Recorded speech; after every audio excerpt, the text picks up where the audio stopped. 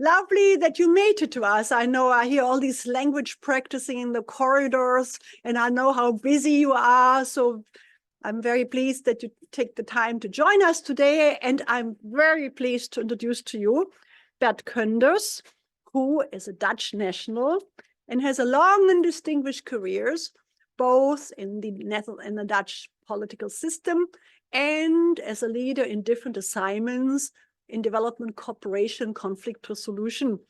Just to mention a few of his stages in the professional life, he was a member of the Dutch Parliament, and for 7 years, he was Minister first in international development, and subsequently in foreign affairs. He then became head of the UN peacekeeping operations in Mali and in Ivory Coast. He now also is a professor for, believe it or not, peace, security, and justice in Leiden in the Netherlands. And there was also a few years where he actually taught here at SAIS Europe. Maybe we can convince you at some time to come back. Yeah, so yeah. Great. And Bert held and continues to hold a number of positions in the international cooperation spectrum, mostly on conflicts in developing countries and fragile states. Now, are you pleased with this introduction? You want to add something? Nothing, absolutely. Okay. The introductions don't count. Most important is what we discuss. But I missed the most important part. We were together here many, many years ago, students here in Bologna, namely 1979-80. And then Bert Koenders continued his studies in Washington, D.C. So this is a bit of a homecoming. Yeah, absolutely. Right? Okay. Yeah, wonderful to be back here in Bologna. Mm-hmm. And to see you. Okay. Now, for today's discussion, we are in the end of 2023. We are in a country, in a world faced by many crises. And we think we will be entering 2024 in a world of polycrisis. And so today we suggested to pick 4 broad subjects which I've listed here, where I first provide a start-off question to Bert.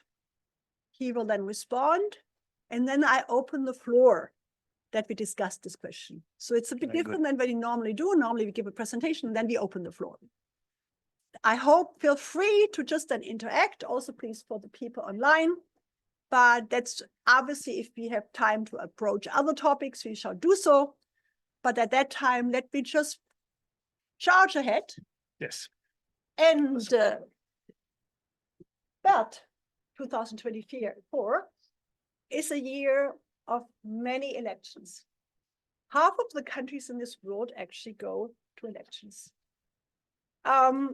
including some, as you know, very important one, which might have a global influence on our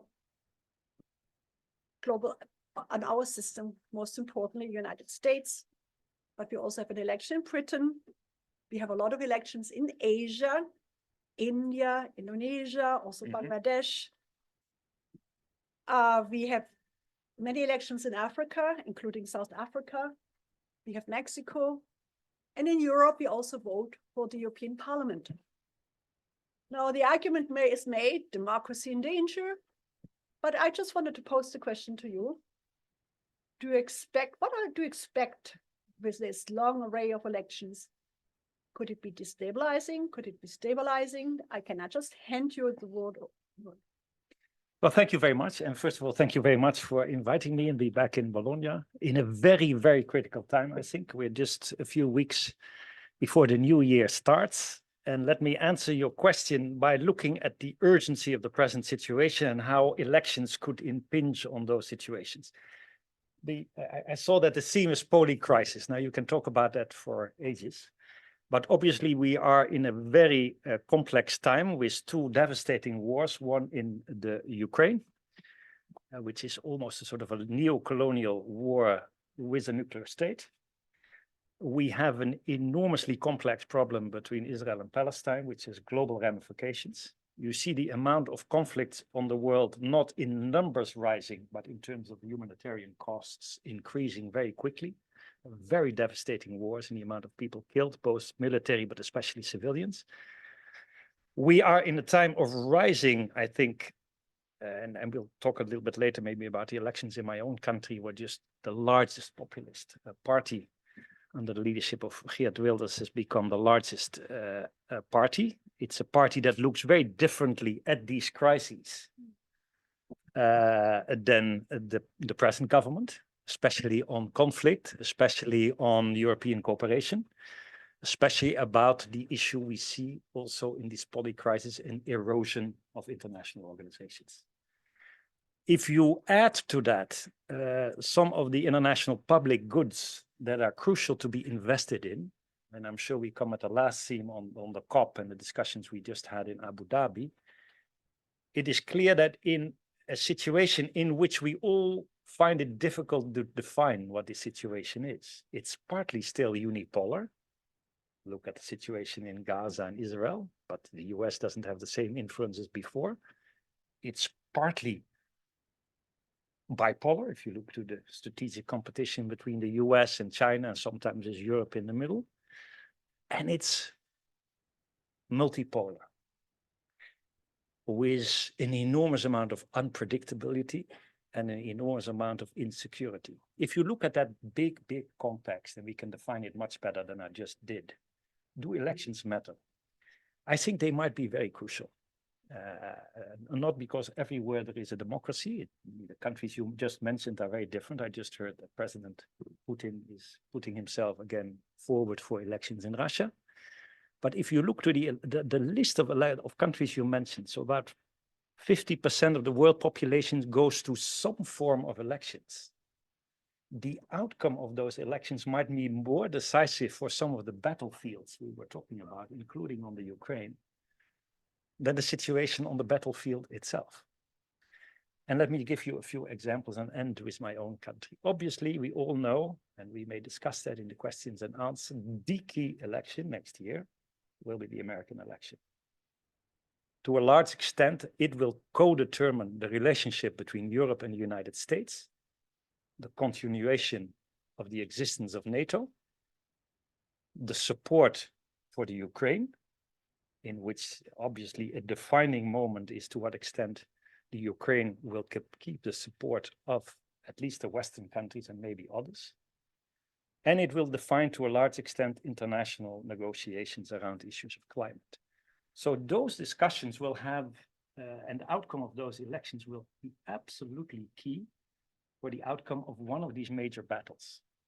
I think it doesn't exclude, I still think there will be major issues around the Middle East as well.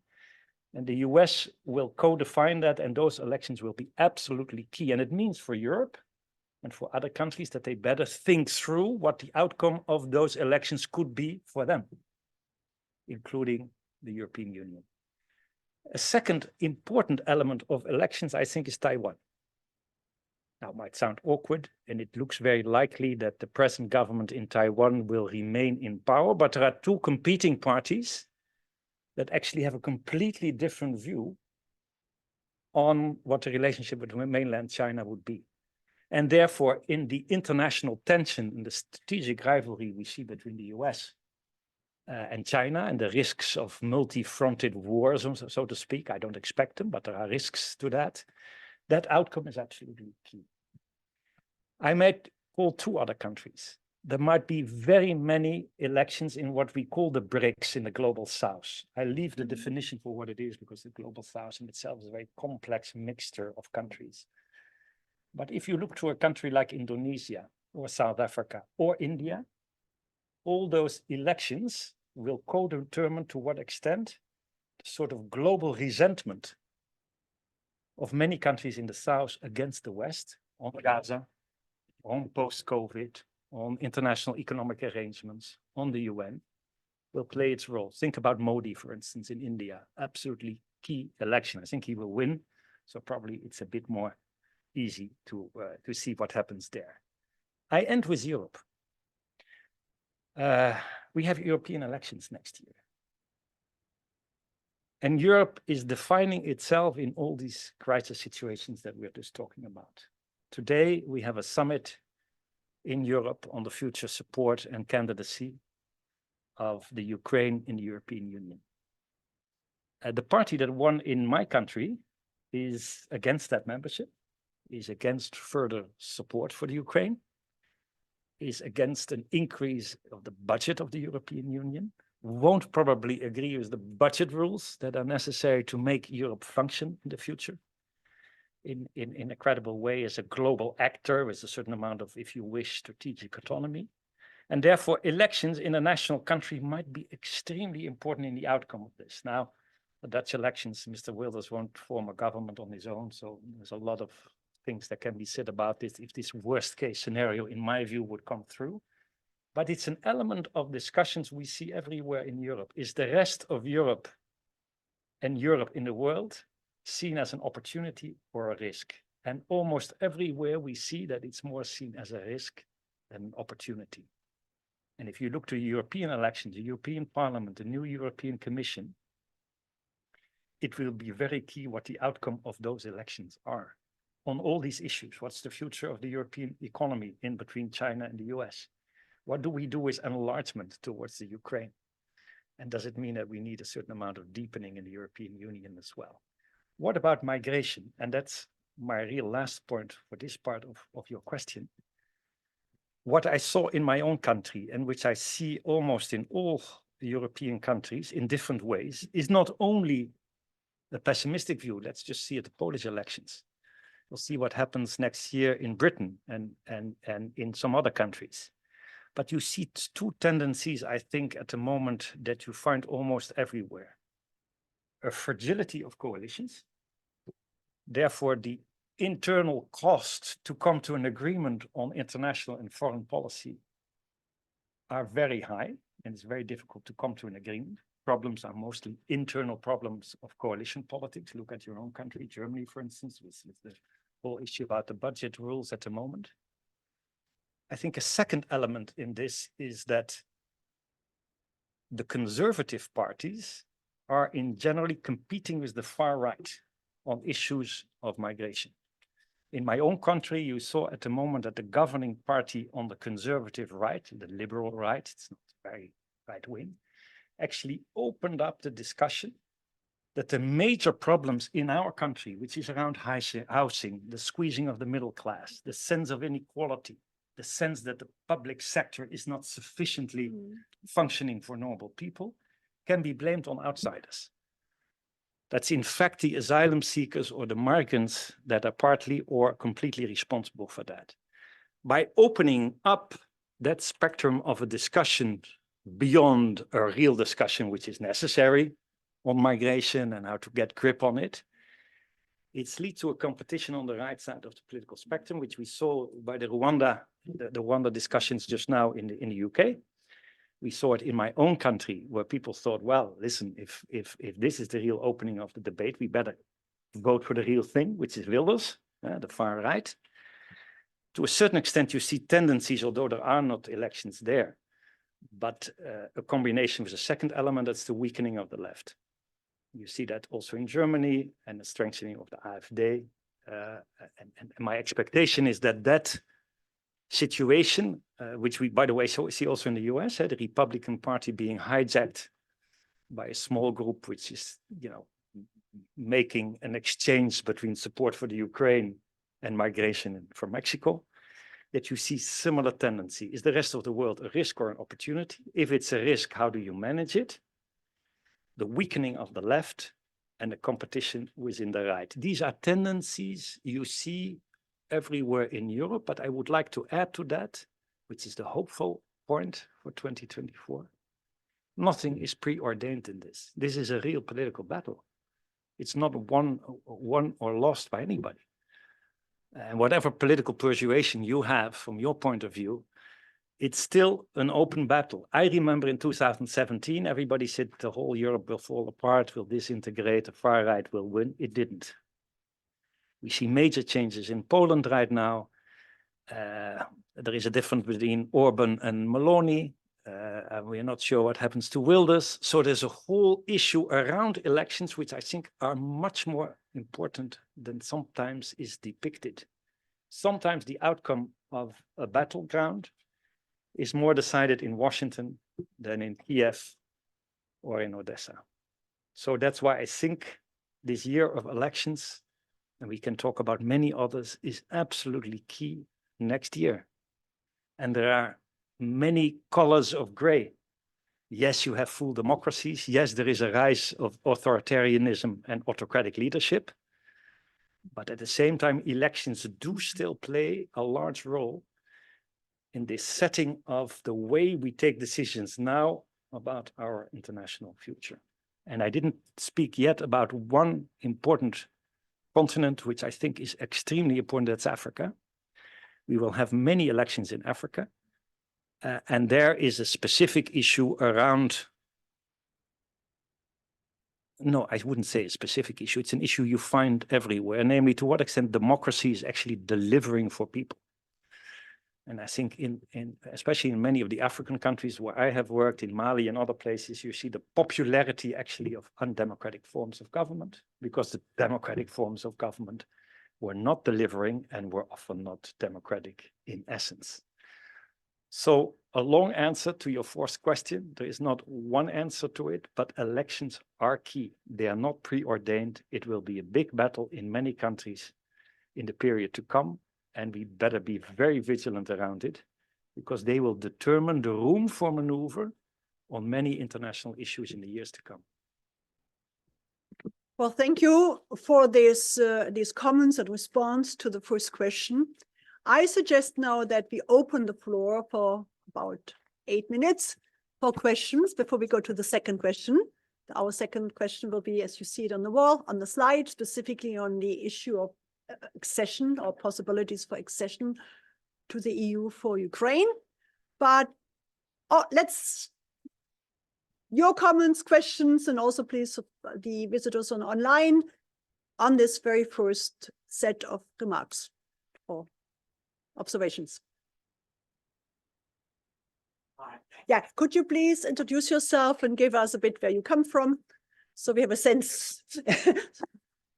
Hi, my name's Robert. I'm a first-year MA/IR student, and I was curious if you could talk about the upcoming commission and if you think Ursula von der Leyen will be reappointed for a second term. And if so, do you think the commission is prepared for the possibility of a Trump administration in 2024, and what that would do to Brussels and the need for Brussels to coalesce? Thank you. Thank you. I suggest we take a couple more questions before we respond. Anybody else? Give us your name and where you come from. Yes, hello. Thank you both for being here. I'm Nazar Nakrachi. I'm from the United States, from Boston, Massachusetts. And I was wondering if there's any situation in which the rise of populist nationalism could actually be a stabilizing force for the world order, or in some ways for Europe, and how the several labor parties or the liberal parties can deal with that, and if there's any opportunities there. Thank you. Okay. Here we go.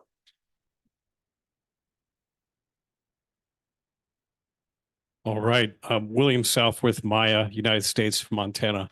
You mentioned strategic autonomy here.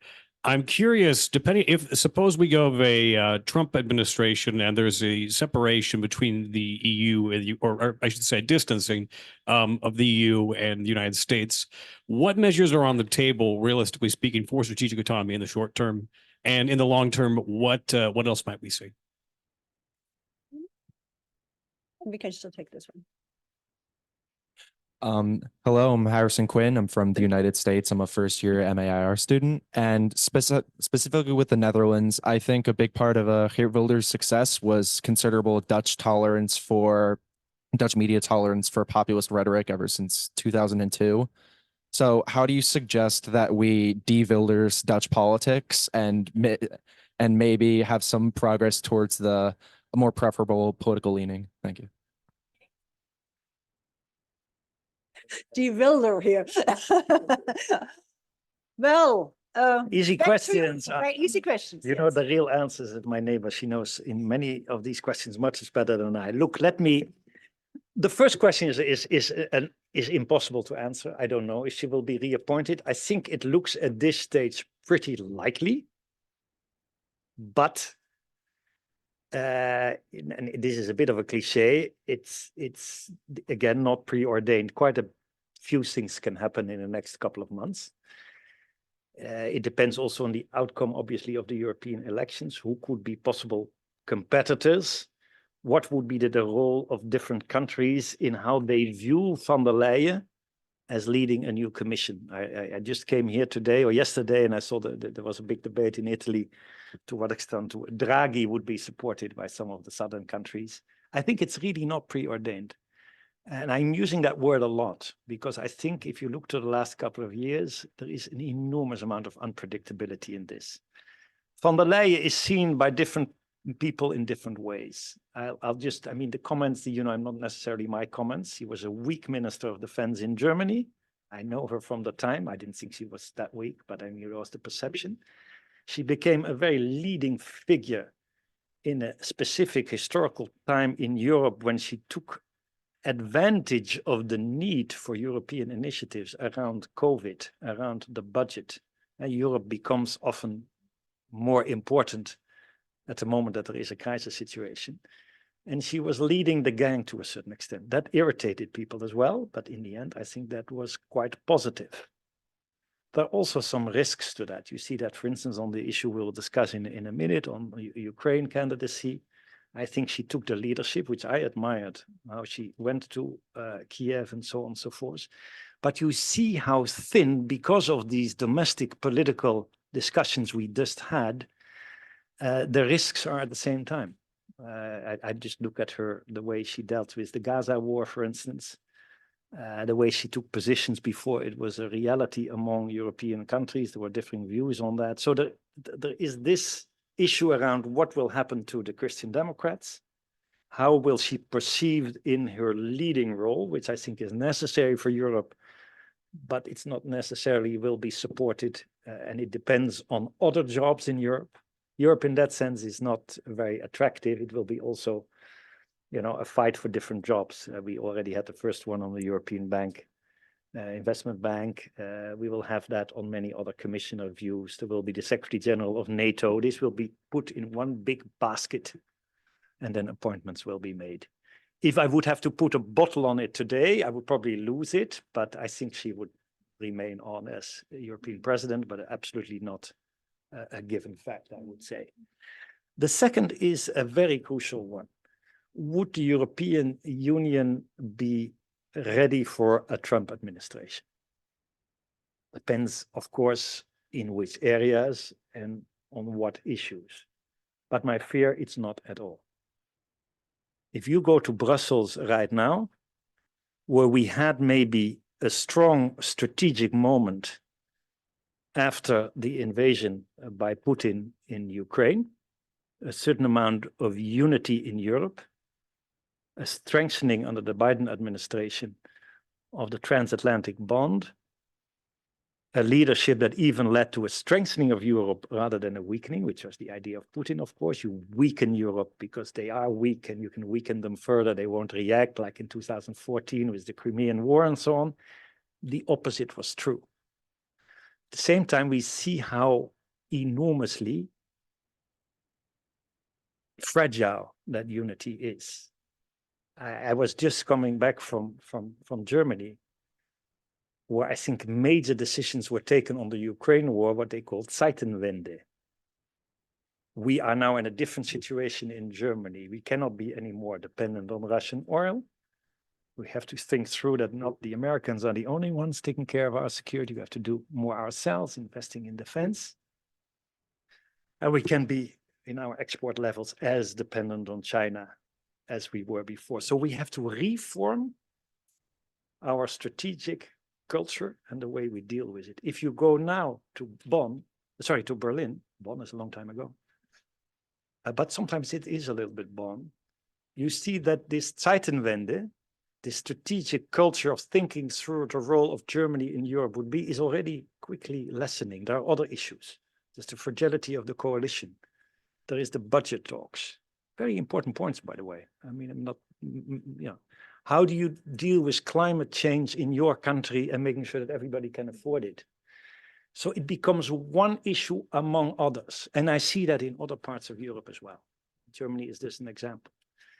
And in my view, there is at this point, and we've seen that with the Gaza war, I'm not talking about the war itself, but the way that Europe dealt with it by voting in 3 different ways, even this week in the General Assembly, that sort of sense of strategic awakening is very quickly evaporating. So my fear is, that's why I think 2024 is so important, is that Europe is not ready for it.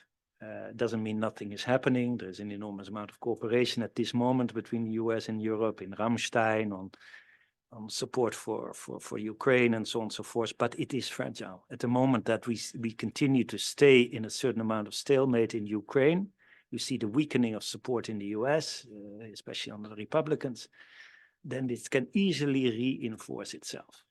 Is that again preordained? No. Sometimes, urgency can also change. But I'm worried about that, to be very honest. I don't think there is that sense in Brussels and in some of our member states that are so much looking at their own political survival and about all kinds of complex issues. It's a polycrisis. It's not only the Ukraine, obviously. Ukraine, for most people here, it's not important. It's important how inequality, the public sector, housing, inflation, post-COVID labor market issues, obviously is the first and foremost. And there, most of the summit that you will see today, of course, will go about to Ukraine, but behind the scenes, there are many other issues at stake. That, on your question on nationalism and patriotism, nationalism, it's a difficult one. I'm not sure I have the good answer. I hope I understand you right. I think among most of the electorates worldwide, and this is a very dangerous generalization, so maybe I should limit it to Europe. There is a sense, obviously, that the way we have organized ourselves internationally by Europeanization, globalization, free flow of goods, capital, and people is not necessarily in the interest of all people in a given society, either because of this sense of belonging or because the inequality it also creates. It creates possibilities of more wealth and growth, but it is also the other side, the losers of globalization, the one-sidedness of Europe, which is more an internal market and it's a social marketplace and so on and so on. That is, migration is a similar issue. The sense that there is no grip. Not all people who are against migration are racists. There are many, unfortunately, but there are also people who feel that a certain amount of, you have to manage this. I think that, the importance is now to use that sentiment, in my personal view, I'm also a politician in a more progressive sense, that you understand that loss of control and define it and relate it to international arrangements, which much more deal with traffic rules. I'm sure you all get road rage and others here in school. We need not. Globalization is nice, but we need traffic rules. We need some grip. We need some standards. We need some elements of control. And I think that's maybe some of the type of answers that you were referring to. Strategic autonomy. Look, it would take maybe too much time in view of the question. Strategic autonomy is a nice word. I, to a certain extent, believe in it, but what is a believer? Not much. I think in Europe feels a bit at the moment, in my view, squeezed between the US and China. It's much more complex than that. We have a security dependency on the US. There's a high competition between the US and Europe on energy costs, on wages, on industrial policy, the Inflation Reduction Act. So there is a sense in Europe, and that's why that is maybe one of the most central themes in the debate in Europe today, except for all the foreign policy ones, is how can Europe survive economically among the richer Western nations? And does it become part of a subsidy war internationally? And does it become more protectionist, including towards many developing countries? Don't forget that if we talk about climate policy, we're extremely protectionist at the moment. This border adjustment that we say, okay, we put more import tariffs on products that don't have the same environmental standards as we have in itself is a correct policy. But it can harm a lot of exporting countries, for instance, from Africa. So you have to think through how that partnership could work in a more equitable way. I think that's the media. Look, let's talk about that a little bit later. I think it's, you know, the risk of all this is not so much, I'm very much of free speech. But free speech doesn't say much in a world of social media, of algorithms, and of narratives where power is related to the narratives. The way we have done our public broadcasting in Europe is, in that sense, controversial. There's much more to be said about it. I like the question. I would think that the risk is that we very quickly normalize narratives around. I saw that very quickly around this issue of migration. Migration is a difficult issue. Asylum seekers are a different issue, but you have to manage. But I see how quickly issues that have nothing to do with this are related to a foreigner discrimination, a racist attitude. And before you know it, it's normalized in so-called discussions where everybody can speak up. And there's a risk there, but it requires a much more deep debate to think through how you could deal with that, because I also don't believe in political correctness and all kinds of people being cancelled and so on. Thank you. Let us proceed to the question of Europe's relationship to the Ukraine. In 2022, Ukraine was given accession, was given a status of Canada, yeah. of applying to the EU. The EU summit is just going on. The question is it possible and is it desirable that the Ukraine will become a member to the European Union? What would be the objective? What would be the consequences? And how likely is it going to happen? You with your bottle of predictions. No, yeah, predictions I'm not going to do, because we know tomorrow to what extent the candidate station, candidate situation of the Ukraine leads to accession talk. Absolutely. And as we know, this depends in this case. There is almost a unity in the European Union on this, except for Hungary and possibly to a certain extent Slovakia. I don't know where they stand, but especially from Orban, and he's against this. And we can discuss the details, but it goes beyond the fact that he uses it as a bargaining chip to get European funds. That's part of it. He got, I think, this week 11 or 12 billion. Now he still is promised another 20. He doesn't get that because of rule of law and corruption concerns in Hungary, which are very justified. But at the same time, there is a deeper sense. I mean, he has a very close friendship to Russia. He doesn't think Ukraine is a real country. He's on verbatim on this. It's a bit deeper than this. But what comes out of that specific point, I don't know. The reality is, let's assume that somehow there will be a deal these days, and otherwise there will be, I'm sure, a deal in the coming months. The question is, you said, is it necessary, desirable, possible? Let's first of all think, I think it is necessary. That something else is desirable and possible. I think it's necessary. We have, after the invasion of Russia in Ukraine, which started already in 2014, let's not forget it, but became sort of a full-scale war in 2 years ago, almost 2 years ago.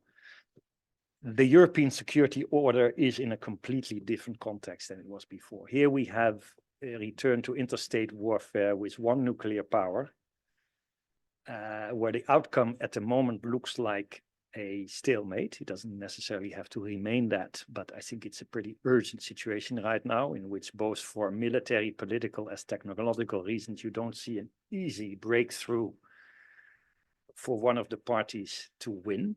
And even the stalemate is not very cohesive and permanent. In that context, added to that, the discussions around, do our electorates in the US and in Europe still want to put all this money in the Ukraine, requires, in my view, two things. One, that geopolitically it becomes very clear where the lines are. You saw that already with NATO and the membership of Finland and now possibly Sweden, depending on the Turks and the Hungarians again. But it will also be, you cannot have any border countries in this, countries in between. European Union and the way that the Ukrainians are fighting for their nation requires, in my view, that they need to get, in the context of all these difficulties, a clarity of purpose. And therefore, I think, I'm not talking yet about NATO membership, but that requires EU membership. So yes, it's desirable. Is it possible? It's possible, but it will take time. And that's the negative part of it. It's extremely complex to become member of the European Union. It requires an enormous amount of changes, also possibly for the positive. You have been yourself, I think, an expert on how these changes go in Romania and other countries in a different setting. But at least we should try to think through how that could be owned by the Ukrainians in a time of war. That makes it very difficult. How can you reform, de-oligarchize, become less corrupt, make sure that you build back better, local initiatives, all these kind of catchwords, which are necessary to get into an EU membership, which takes a long anyway. My sense would be, if we really want it, don't let it be a game. And make a coalition of some of the countries, don't have to be all European Union countries, to make that happen financially, politically, and even in terms of equity, that it's not just a new formula put on the Ukraine. But the most important and most difficult part, I think, is that it will require changes in the European Union itself.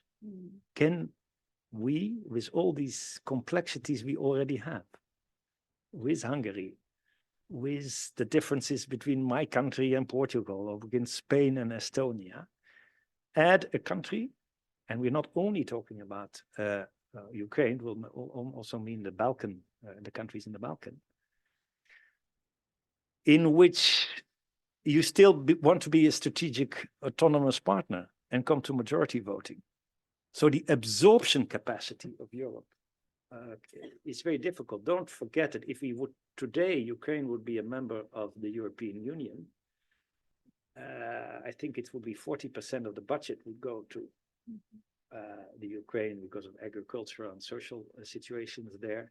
You see already, even in a country like Poland, at least before the changes that took place this week with Tusk coming back, was actually, the trucks are still standing on the border between Poland and Ukraine because of, the sense that the Polish farmers and others don't accept exports from the Ukraine. And if we want to have more climate, tax, and foreign policy decisions in which not everybody has to agree, but we can go to majority voting, then that is even more necessary if you add, the countries in the Ukraine and the Balkans. So yes, desirable. Possible, I think, yes, if you make it a political coalition that supports this, that sees the necessity of it, that the strategic culture and the importance of the Ukraine being part of the European family, which I think they deserve. Is it going to be a long road? Yes. Is it going to be complex? Yes, because I think there are differences of opinion within Europe as to how you change the European structure. I come from a country, I was minister at the time, where we had a referendum on the association agreement between the European Union and the Ukraine. I was in the government, we terribly lost that referendum. If you want changes in the European Union context that are not being done by what we call technically passerelles, so that you don't have to change the treaty, then it requires referenda in a country like France. If there is one country where I think there would be a reasonable chance after Macron that the extreme right would win, it's France. So it will play into the political system and in the political culture there already. And therefore, I think desirable, yes. Possible, yes. Likely, we'll see. I don't know. Well, before I open the floor, I want to take the privilege of asking the first question. As you know, I spent a lot of time working as a World Bank director for the Balkans. I was working on Romania during their long route of accession. It's indeed a very long journey, often found as painful by the countries which precede that, and often the EU is being seen as unreasonably demanding. And if I like to look to a country which is very dear to my heart, namely Albania, which I think has done a lot of progress and is now very urgently asking now, when can we become a member? Does that not mean that we actually have to open the accession to all these countries which wait for a long time? Otherwise, the European Union will be perceived of establishing stark double standards for different candidacies. But let me first proceed to collect other questions. Alessandra, just introduce yourself. Hi, thank you for being here. I'm Alessandra. I'm in the European Public Policy Program, and I'm Italian. So talking about like Ukraine accession, given that they settled to an agreement and they don't want Crimea back, as they've been stating in the past weeks, and they don't want also the areas occupied right now, and then, okay, there is peace in Ukraine, and then we start like reconstruction.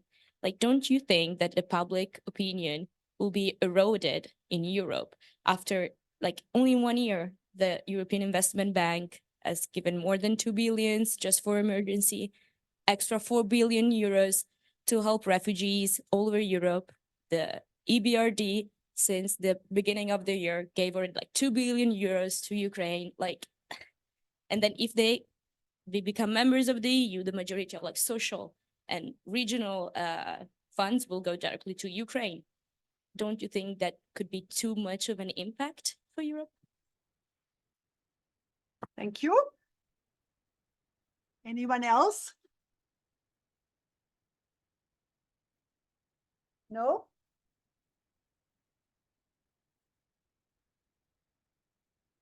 Okay.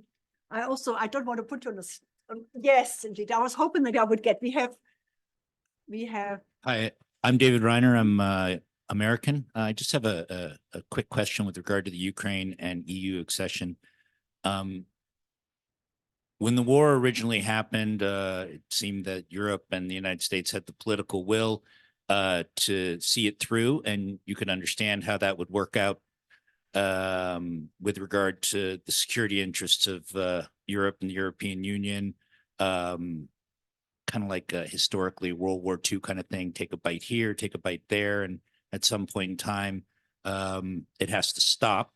The question is, don't you think it's short-sighted of Europe and the United States at this point in time with EU accession questions and stuff like that to abandon military support for the Ukraine going forward? I mean, to a certain extent, it proves Putin right that the West doesn't have the political will to see anything through.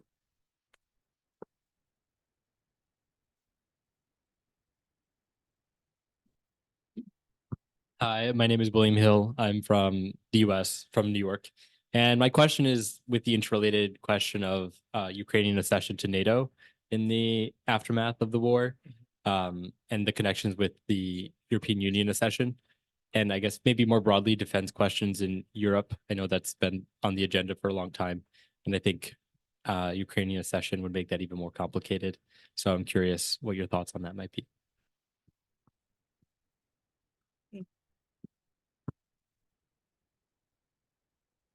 Back to you, Bert. I put off my jacket because if I knew all these questions, I would be a stellar. Let me go through them. The first question on the Balkans, on Albania, and your question, Arntraud, and I find it very difficult to answer Arntraud because she's much more competent to answer these questions than I myself. So she's going to check me if it goes right. Look, for me, there is no doubt that the decisions that are being taken today and tomorrow will not isolate Ukraine, but that they will involve also accession talks to major Balkan countries. I think there's no doubt about it. I don't know exactly what will happen with Bosnia. I don't know if each individual country will actually get the beginning of talks, but looking at countries like Austria and some other countries, there's no doubt in my view that, and I might be mistaken tomorrow, but that they will be done in one package. Maybe not with all countries, but for the reasons you mentioned. Second, I think it's also important for two reasons. One is strategic reasons, so political strategic reasons. You go to Bosnia, you go to Kosovo, you see that actually at the moment, the whole strategic game, the hybrid warfare, the quest for support on public opinion between Russia and many countries in the West plays out in the Balkans. I remember very well that when I happened to be in Bosnia at the day that the war started in the Ukraine by complete coincidence, the people were in shell shock. They had already had the trauma of Sarajevo. They thought it's going to start again. And people like Vucic and Dodik and others will maybe not succeed, but will play in this game of destabilizing also the Balkans. I think that's one of the reasons why finally it got the attention that it used to have. And I implicitly there, I think I agree with you. Second, if you do accession talks with all the complexities, sometimes the arrogance of Europe, the enormous, list of things you have adhered to, they are not completely unfair. If you want to become a member of a club, it also means that you need an incentive to do so. There are two risks there, in my view. One is that we basically make these standards and conditions so high in terms of implementation that we basically say you don't belong to us. That's the risk also with Ukraine. Because don't forget, with every chapter in all those negotiations, you have endless chapters, I leave the details for you, it has to be agreed to go to the next chapter of accession talks by all member states of the European Union. So only one has to say no. I have said no in my time as a minister to Albania at some point. It was not very popular with Rama.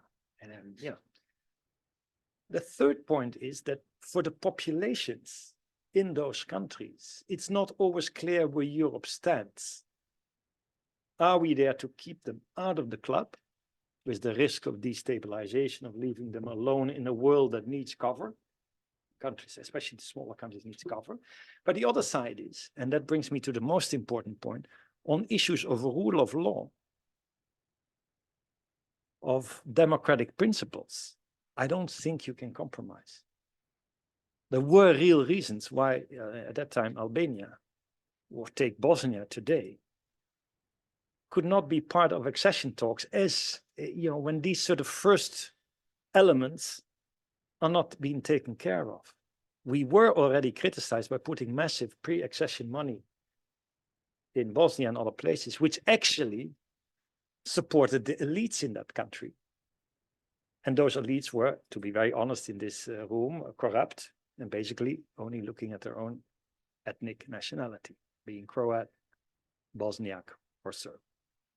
So it's complex, but I think the issue will now be that it is to a certain extent a common effort, that strictness and fairness is correct, and that in accession talks, you can maybe think about new formulas.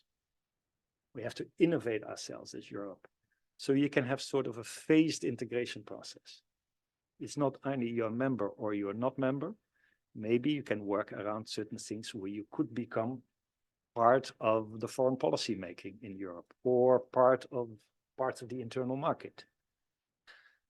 I think that is something that will be discussed in the coming years. We need a lot of innovative thinking of a new generation on that, how that could work, what to do. Europe shouldn't remain exactly the same as it is.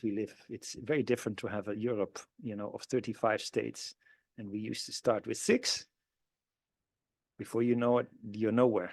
It's completely incoherent. It's only compromise making. Nobody in Europe understands it anymore.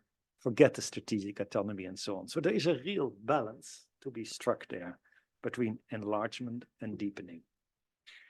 Then on the issue of the money, I think you're right, it's an enormous risk. I think, first of all, we have to make sure, by the way, just in connection to the last point, make one point very clear. Rule of law is something you don't compromise on, because we've seen that with Hungary. We've seen that to a certain extent with Poland. Once a country is a member, you can't do much. And you see, and they become part of what we see right now. They hijacked the negotiation process on Ukraine and other things. I think you're right. This is one of the major key issues I don't have an answer for. I don't think the figures in itself are so high as it seems in terms of yes, in terms of the European GDP, even if it's very small. But, you know, Geert Wilders was very good in my country to say, basically, you know, we put that much money in Ukraine and, you know, our people don't have a house and we give them even to refugees. You go in a debate, you lose. So I think that's why I think these elections are so important. Not the elections themselves, but also the campaigns around it. And I'm not so sure that we will be able to keep that up. Although there is another side to it. Also today, I'm pretty sure that 50 billion European extra funds will be agreed on in the European Union, in the budget or outside if the Hungarians don't want it.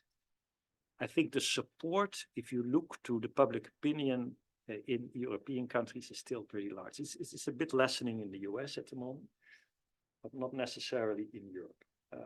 So it's also a matter of actively campaigning, of actively standing for what you think is necessary. Are you going to win that or not? I don't know. It still is, in my view, possible, but I see the risks that you are mentioning. Now, on NATO enlargement, look here again, we see big differences within NATO on this. So basically, the French government counter a little bit to its own tradition, where President Macron said a few years back that NATO was brain dead. And maybe at that time it was pretty brain dead, to be very honest. And the Trump impulse of making sure that everybody paid in and so on and so forth, there was this dialectics there. The debate on the membership of Ukraine is a difficult one. First of all, don't forget the war in Ukraine is not fought by NATO, but by member countries. The US policy is very clear.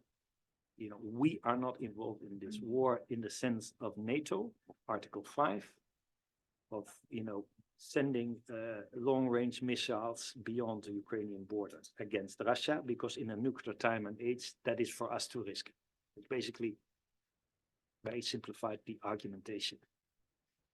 You wanted to say something about this?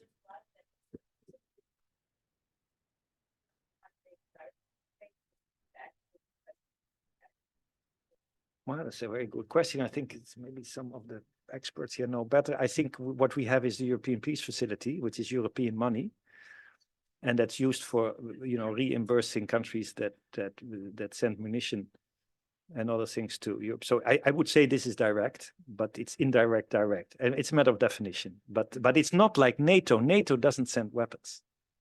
Doesn't mean they all the time don't talk about it. You go to Brussels, they do talk about it. It's a bit maybe. But they don't want it to be a sort of a proxy war of NATO against Russia. That's a very strong US interest. And actually also of some European countries. Yeah. And I think it's, yeah. And what it means, Arna, is I think, so what are the possibilities? Next year, 75 year of NATO. I'm sure you guys will do, you guys and girls will do something about it at Hopkins as well. There are a few possibilities. The French say yes, they should be a member. In the US, I think there are different views of it, but it's mostly negative. So they say you need to give guarantees to the Ukraine. And if you would have also all kind of new proposals in which basically is it, yes, we should start accession talks with Ukraine. And if at some point there would be negotiations, then the territory that is in Ukrainian hands would have a guarantee, either a military guarantee by other states, or in that sense, an Article 5. I think it's unlikely, but that's a possibility. Again, there's the same issue. Is there going to be a signal given to Ukraine in times of what looks like now reduced support? And I don't know what the outcome is, but my sense is that there will have to be something around this beginning of negotiations or guarantees that are credible. Don't forget that the guarantees that have been given before to the Ukraine in 1995 in Budapest, were never followed up. Because basically they gave up their nuclear weapons in the Ukraine, and then they would be getting guarantees from other countries. And of course, when Russia invaded Ukraine, nothing happened, at least not in the beginning. I forget a lot of questions. No, let us charge ahead. I'm sure there's, if we miss somewhere. I think I missed one question, and to be very honest, I don't remember Okay, which then one. maybe it comes back and it can be Sorry for the reposed, yeah. person who. We wanted to also talk about Europe as an actor 2024 vis-a-vis Gaza. Yes. What role? Right. Look, here we're talking about the most difficult issue, I think, in many universities, in many fora I've been at. It's the Gaza war. To be very honest, Europe doesn't play any role right now in Gaza. Yes, some humanitarian support, but as we have seen, that where Europe was trying to unify itself strategically on the Ukraine, with some of the connotations I just mentioned, on Gaza, we're completely divided. You see in the General Assembly, in the Security Council resolution for a ceasefire, which was a pretty crucial one. The United Kingdom abstained, the US vetoed, France was in favor, and a few European countries were divided. In the General Assembly Uniting for Peace resolution, which was interesting, if the Security Council cannot come to an agreement, the General Assembly can have a Uniting for Peace, which doesn't happen very often. So that shows the enormous importance that the world community attaches to this conflict. Europe went three ways. So a country like the Czech Republic voted against a ceasefire. A country like Germany abstained, and a country like Spain and some of the Scandinavian went in favor. So here you go. You have been for years a paymaster for the Palestinian Authority, for humanitarian aid, a certain amount of symbolic support for the two-state solution. But when it comes now to influencing the situation, it is divided. And I'm pretty harsh on it, it's pretty semantic. It's unclear, and it barely has any influence. I think the influence now is much more important still from the United States. Obviously, they were the veto power on the latest resolution. You see that in the US, in my personal view, belatedly, they are signaling that you cannot have this indiscriminate bombing, you cannot have this military strategy that assumes that you can deter Hamas by completely destroying that, even if that would be desirable. And you will have the risks of regional warfare and, sort of an ideological extremism. There's always, in the Middle East, I've lived in Gaza and I've lived in Israel as well. This is a conflict that goes far beyond the horrors and the orgy of violence we've seen in the last 2 months. It's an enormous orgy of violence. I mean, the Israelis will say, why always get so much attention to this problem and not to the Sudan or Ethiopia and so on and so forth? They are right in that. At the same time, the amount of bombardments we've seen lately is uncomparable with even some of these conflicts. At the same time, the orgy of violence where it started with on Hamas obviously gives the right to self-defense. But if you remain in all this, in sort of the endless semantic issue, if you use the right words in a resolution, then in the end you cannot co-influence the situation. So the short answer is, in my view, the influence is very limited. Let's put it that way. and because it's not unified, and it can therefore not project real influence on the situation in this war, except for important points that I won't say I'm not worth anything, but humanitarian aid, shipping, Rafah crossing, and so on and so forth. Okay. Any questions, comments, objections? Yes, please. Hi, I'm Jonathan. I'm Dutch.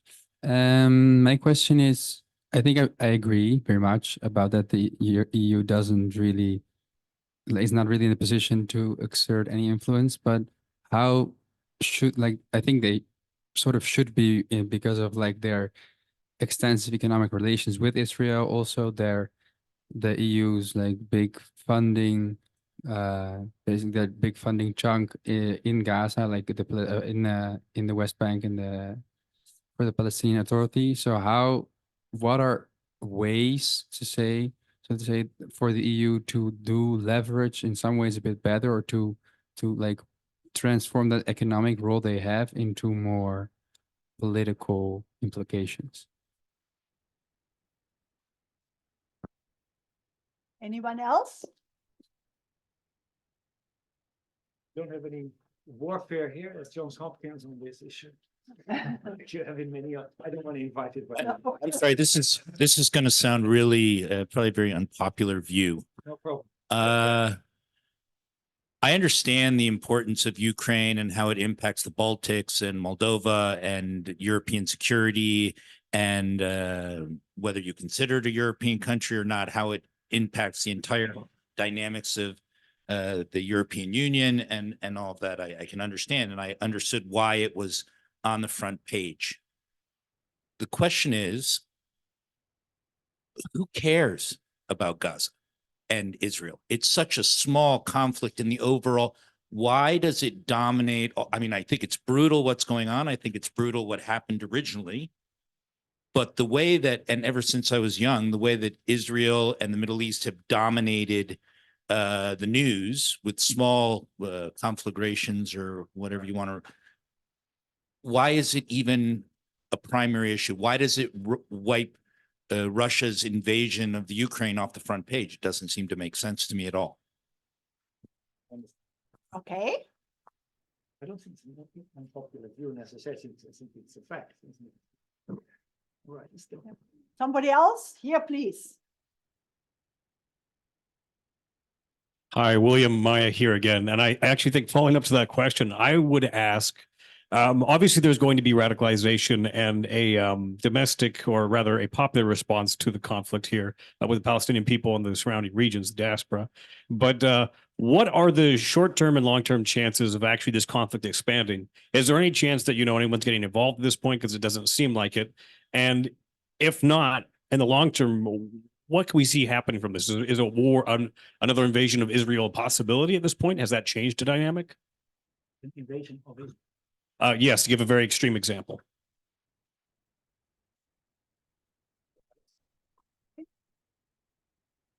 I don't think I would get my master's degree in Johns Hopkins if I would have to do an exam right now. Yes, thank you very much. Well, we decide that after you. The issue is, of course, these are partly questions on analysis and partly on the views, obviously. And obviously, I am also a person that is not completely objective. So, but thank you for very good questions on an extremely complex issue of the Middle East and Israel, Gaza and Israel, Palestine. And why it's actually important or not. Look, let me first of all be very honest on the question that was raised on economic instruments and political influence. To be very honest, if we continue in Europe by taking three different sides, I don't think we can transform anything in any political solution. I have worked myself a lot before in my life. My work is development cooperation, both with Israel as the Palestinian Authority. We had many programs still of cooperation on water, even on the scanners that are now working in Rafah, on agricultural exports from Gaza, on university cooperation between Beer Zayton University and Hebrew University, till even 2-3 years ago. But it's very clear that with the issue of the Palestinians, and if in any conflict, if you forget about a political solution, it will come back as a boomerang, and it can always get worse. And the terrorism can get worse. We've seen that in all over the Middle East. That's why I think it is a major issue in terms of its ramifications. You know, Hamas to a certain extent was supported by Israel at some point against the Palestinian Authority. It was divide and rule. Hamas is an organization which is a terrorist organization which tries to export, you know, what happened in October was exactly why people have to defend themselves against Hamas. I mean, this is a massive violence against Israeli citizens with all kind of, you know, traumatic feelings, which I see in my own society in the Netherlands with a very small Jewish community. It is a symbol. It goes far, far beyond the problem itself, and you can question the reasons therefore. We have a lobby of Arab states. We have a lobby of Israel in the United States. We have the issue of the risks of looking at this in a global setting, because it's a symbolic conflict, which goes, and I agree with you to a certain extent, it goes beyond the problem itself. It's Islamophobia, it's anti-Semitism, it's people who view it in the frame of colonization and decolonization, rather than conflict resolution. And my concern has been that because these risks are so high, I've been appalled by the lack of a real political strategy from different countries who can influence them on the solution there. And the problem is the leadership on both sides. We have seen, in Israel, an extremely conservative country with Netanyahu and the far right, which wanted to get rid of the whole issue of the fact that there is a Palestinian problem. It comes back as a boomerang, if you like it or not. And I'm not talking here from the left on the right. You see, a good friend of mine, Tzipi Livni, who worked with Netanyahu for years, have been day in and day out on demonstrations in Israel against a government that was not looking at Hamas, was not looking at Gaza, was supporting settlers in the West Bank, and forgot, the first security thing they would have looked at. Therefore, I don't think Netanyahu will in the end survive it unless he continues the war, which he seems to be doing now. On the Palestinian side, it's not much better. There's no Arab state that is interested in the Palestinians. The Egypt will be as strong against Hamas as Israel is. Doesn't make that much difference. They both see it as part of the Muslim Brotherhood and therefore as a risk. And therefore, this is typically a problem if you have such an orgy of violence. And I would only think that the violence, because I've worked a lot in conflict areas, including in Sudan and in Mali and so on.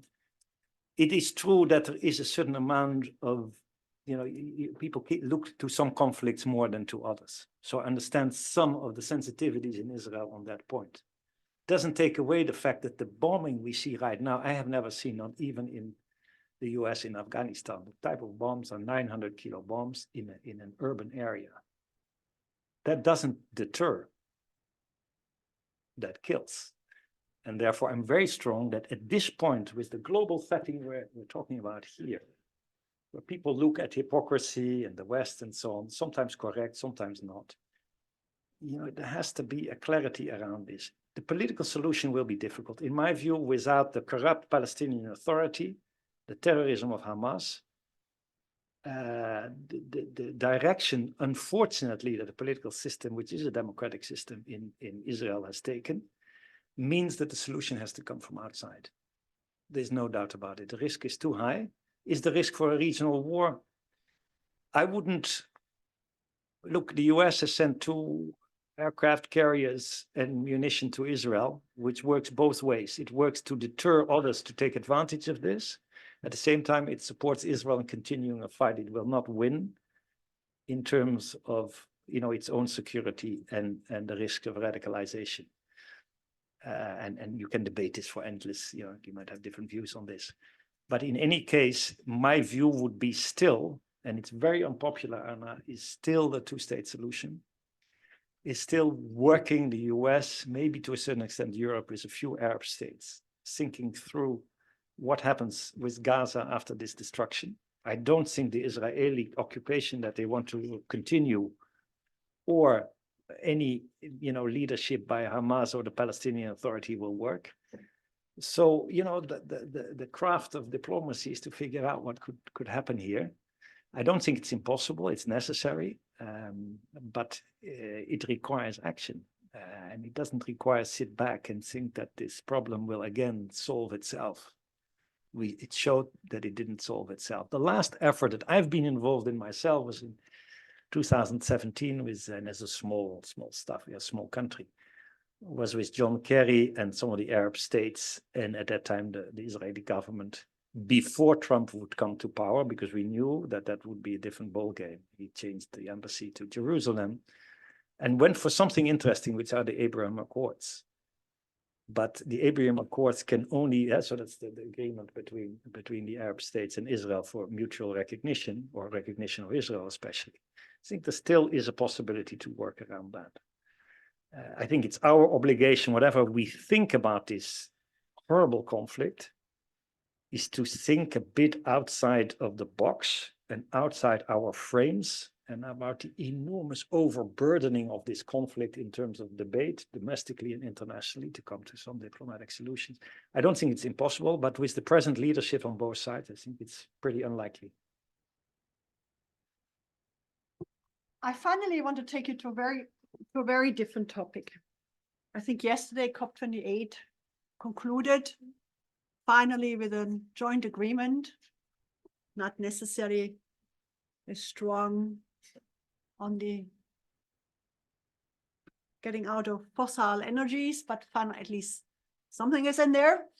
But you and I, we worked a lot on developing country issues and with development country governments. And my question to you is, what is their view on the climate agenda? What is the view of the developing countries? And I'm not talking about China, India, but more so that's the poorer countries, which do not play a global role, and which do not yet have the income level. Let's say lower middle income. They are lower income level, lower middle income. So they still are in a process of need for economic growth, significant poverty reduction, industrialization, require intensive energy in order to build up that structure. And here we come and we tell them you have to accept all kind of climate standards because the present situation is such that we cannot sustain that form of production. And I have often in my life, when I went to go to these countries and talk to presidents, prime ministers, finance ministers, and other ministers, heard that you come from a country, Germany, which developed its industrial base based on coal, and you have done very well. And now you stand here and you tell me that I'm not supposed to do that. That's point number one. The other point is that as part of the Paris Agreement, we said, we understand your concerns. Yes, and it will impose costs on you. But we, the developed world or the countries with higher incomes, stand ready to support you with financial contributions to climate adaptation measures and climate mitigation measures. And if I judge the situation correctly, these pledges of funding made available is way below what was anticipated during the Paris Agreement. What do you think is the reaction of the developing countries community? I'm thinking particularly of low income and middle income countries. Yeah, thanks, Arna, I mean, it's a crucial question, and the dilemmas there and a certain amount of hypocrisy is absolutely correct. Look, I think if you talk about planetary boundaries and one world, to put it very idealistically, there's so much you can pollute. So in the end, it's a distribution issue. It's not only an issue of what how much can you pollute in terms of the planetary boundaries. In my view, there's three major injustices for developing countries, and what could we do about it? First, take my own country, the Netherlands. It's a small country, 17.5 million people. We emit per capita 40 times as much as the average Tanzanian. We emit more than the country of Nigeria, which has oil and gas and has over 200 million people. And our historical CO2 emissions are more than the whole continent of Africa. Okay, so there is clarity. It doesn't mean you can do everything about history, but this is the facts are up till today. And since the time we knew about the risks of CO2 emissions, this is a pretty clear picture. These statistics are staggering. Second, the consequences are mostly in the countries you mentioned. I mean, you have traveled a lot in Africa. I was in Beira when they had the how do you call it, the floods. 20% of GDP evaporated. I'm not saying all weather patterns are related to climate change, but there's, according to many scientists, pretty much proof. Pakistan, 5% of GDP. So the consequences are now in the poorer countries and in the small island development states. The third is what to do about it. So then you say, okay, what do you do in a country, lower and lower middle income countries? They have still to grow out of poverty. So for an average low income state with high debt overhang, because we at the moment are having enormous high for many developing countries, both the macroeconomic statistics, the interest rates, and the risk premiums are seen as such that if you invest in solar panels, your costs are the risk premium, and the cost of borrowing is up to 8 or 9%. Well, here it's like 1 to 2%. So for a government there, you have to choose between education and health, or maybe greening your economy. And that in countries that have an enormous comparative advantage in solar and hydro and what have you. So the problem is one of climate justice, in my view. To be effective, don't forget, it's not something about morality only or of being nice. It means we cannot get the Paris goals unless those countries that want to grow out of poverty do this in a sustainable manner. So in my view, the type of solutions, and by the way, I think COP to a certain extent was more successful than I expected, because we had an enormous interest of OPEC countries and lobbies. And in a time of geopolitical and geoeconomic rivalry, let's see, there is also a certain amount of diplomatic victory here. Doesn't mean all the language is good enough, but they spoke about transitioning away from coal. So, I mean, now on the financing of this, I think that's a key element. How do you finance this? First of all, you have to make sure it's additional to other financing. Otherwise, it goes from, let's say, the development budget. That's about development cooperation and funds and, the 0.7%. The most important, I think, is also, I think what is being measured by the high-level climate panel is that this sounds awful, but it's not as much. You need about $1 trillion to make sure that there is actually the possibility of greening the growth strategy of lower income and lower middle income countries. It sounds a lot in terms of the global GDP, not that much. Only you have to channel it right. You have to catalyze public and private money. You know much more about that than I, but it's, in my view, not impossible. That means, to a certain extent, making the World Bank ready for it, making it to a certain extent reform it, thinking about sensible ways of blending finance, thinking about new ways of getting funds by shipping and by the taxing shipping and international airlines and so on, which are now not paying taxes, which everybody else does. If you have a car or a motorbike, you pay taxes. If you fly, you don't.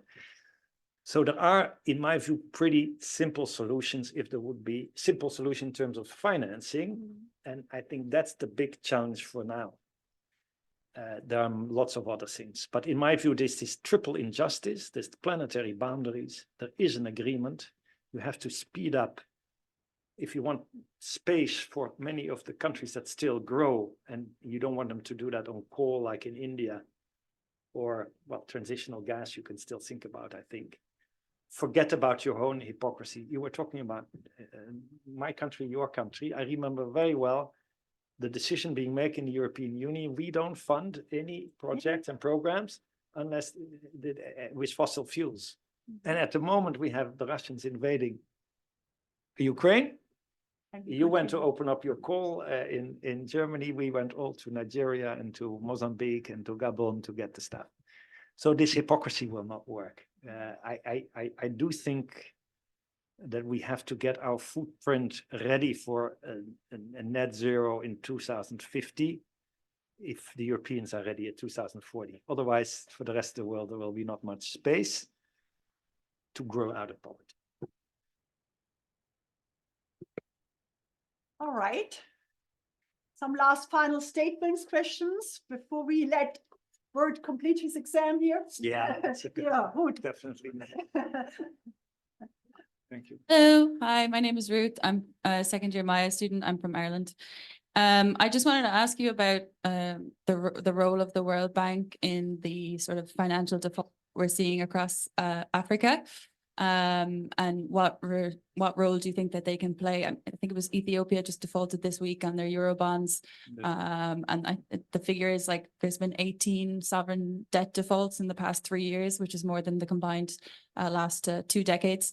So just as your time as a former Minister of Development and your time working on the World Bank, what role do you see for the World Bank in this crisis? Thank you. You know, in the end, I get a question that I'm really not so good at answering. I would say the following, because actually my master thesis at the time here was on the Mexican crisis, the debt crisis, which is, of course, was then almost a middle income country.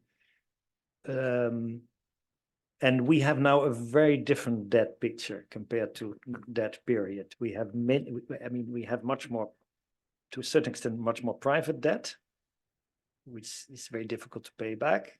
Look at some of the issues around Sri Lanka and Zambia and Suriname and some other places. There is the issue of Chinese debt, which is very intransparent and which is very difficult to realign with Paris Club and other arrangements in the World Bank and the IMF. And there is the issue of, global economic policies post-COVID, which have led in the end also to pretty high interest rates and risk premiums for developing countries. All that together is a rising debt problem, which means that you pay off your debt to multilateral or private or bilateral donors or creditors, which you cannot invest in greening your economy or in health or education. So something has to go there. We know about the need for domestic resource mobilization. I won't underestimate that as well. There's also a need for finance there. But except for that point, I think it is important that the World Bank leadership and some of other international leadership takes a bit more responsibility for this, to get a more organized debt reduction program. There are some initiatives started by the World Bank, especially on bilateral debt, which are by far not efficient. Second, I know I'm saying this, and I'm not sure that everybody will follow it in terms of the political choices made. But this whole issue of SDR allotment and Barbados and the initiatives are absolutely key to do right now, and in a way that it is going to especially countries that need it and not to the countries who already have the reserves. And the third element is, I think, absolutely key in this, is that we think through, finally, although I think the World Bank is a good institution, so it can do this well, but it doesn't necessarily have the legitimacy for everybody because the shareholders decide policy. There's still a veto right of the US and of many European countries, and others don't. So we have to figure out much sooner rather than later to what extent an effective institution with some faults can also be one that is being trusted for catalytic climate finance. Interesting. Now I look at the watch, and unfortunately, I think we have to bring this discussion to closure. It was truly a tour de table through different issues. We could have added many more for 2024. Yes. But I think certainly your generation of policymakers and policy analysts will not be out of issue for the years to come. So let's use our time here together well, so you're well prepared for that. And that, you know, you can then perform that role to work on those many different issues. Bert, thank you so much for joining us here and let us participate or benefit from your broad experience in policy making and being involved in so many different institutions. We really have the opportunity to listen to speakers who cover such a breadth of different issues and share it with policy experience. So thank you very much for joining us here today and making yourself available.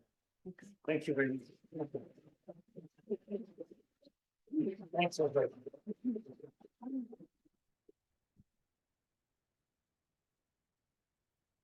A wonderful Christmas break, holiday break, Happy New Year. No stress about the exams, it ain't worth it. Just let's get it done. And I look forward seeing you back in Bologna. I'll be visiting you in January sometimes, and all the very best to you. Bye-bye.